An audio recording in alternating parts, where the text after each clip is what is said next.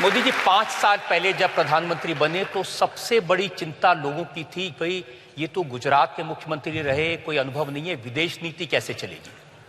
तो कुछ तस्वीरें मैं दिखाना चाहता हूं कि कैसे आपने विदेश नीति को बाएं हाथ का खेल बना दिया। कुछ तस्वीरें हम देखें।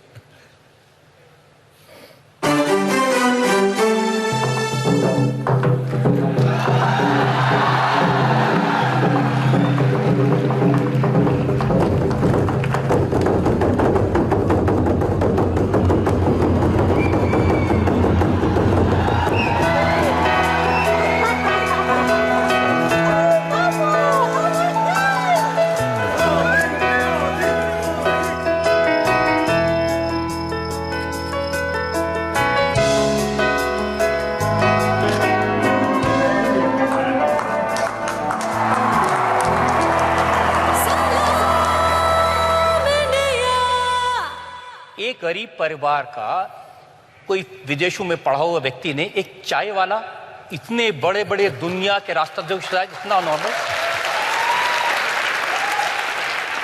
आपने सही कहा। जब मैं 2014 का चुनाव लड़ रहा था तो उस समय मेरी सबसे बड़ी आलोचना जो होती थी ये होती थी, लेकिन प्रधानमंत्री बनने के बाद मुझे जब शपथ का निमंत्रण मिल गया और मैंने सार्क देश के नेताओं को इनवाइट किया तो ये सारे पंडितों के लिए समस्या हो गई कि ये क्या हो गया कि ये शपथ अभी लिया नहीं है और इसने ऐसा ही तीर छोड़ दिया। तो वहीं से फिर यात्रा शुरू हुई। मेरा बैकग्राउंड क्या है क्या नहीं है उसका मेरे काम, मेरे सपने, मेरे प्रयास उससे कोई लेना देना नहीं है। लेकिन अमेरिका ने तो मोदी जी आपको वीजा नहीं दिया था कई साल तक और फिर 5 बार अमेरिका वीजा नहीं दिया। इतना ही नहीं, वीजा कैंसिल करने का थप्पा लगाया था और अब ट्रंप कहते हैं कि मेरे पारिवारिक रिश्ते हैं, इवांका आपकी लेकिन दुनिया में आज जो आपने जो चीजें दिखाई है, दुनिया के सभी बड़े प्रमुख लोग थे।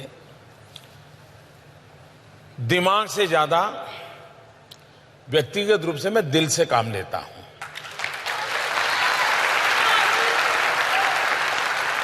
जब टेबल पर बैठते हैं, आमने सामने बैठते हैं तो उसमें दिमाग प्रमुख होता है, लेकिन टेबल पर से उठते हैं तो दिल से जुड़ने की कोशिश करता हूं मैं।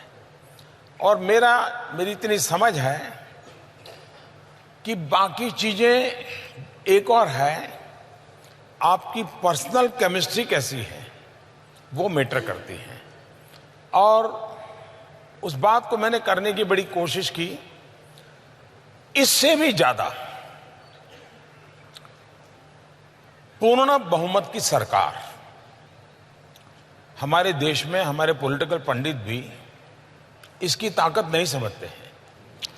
30 साल तक देश में पूर्ण बहुमत की सरकार न होने का एक सबसे बड़ा खामियाजा विश्व में हमारी स्वीकृति के लिए एक सवालिया निशान बन गया। कोई भी देश होता था यार ये कितने दिन रहेगा, ये निर्णय करेगा कौन, मानेगा। मैं विदेश नीति की सफलता के पीछे दुनिया के देशों की भारत के प्रति जो भाव जगा है उसका सबसे पहला क्रेडिट इस देश के 130 करोड़ नागरिकों को देता हूं। 2014 में 30 साल के बाद उन्होंने पूर्ण बहुमत वाली सरकार बनाई। उस सरकार का परिणाम है कि दुनिया के देशों को भारत के प्रति एक विश्वास पैदा हुआ है।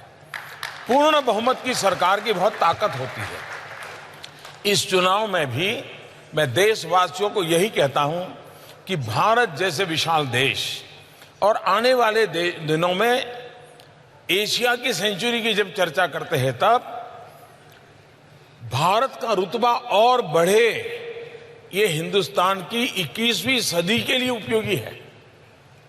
इसलिए सरकार पूर्ण बहुमत की ही चुननी चाहिए।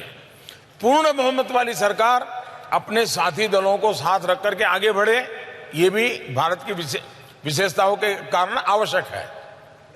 दूसरी बात, आपने अगर पूरी तरह एनालिसिस किया होगा तो मैं कभी ये कोशिश नहीं करता हूं कि जो नेता मुझे मिल रहा है उसके विषय में मैंने क्या पढ़ा है, क्या सुना है, उसका बैकग्राउंड क्या है, वो क्या सोचता है। जब मैं 1 to 1 मिलता हूं तो मैं उन बैगेजेस को दिमाग में भर के नहीं मिलता हूं।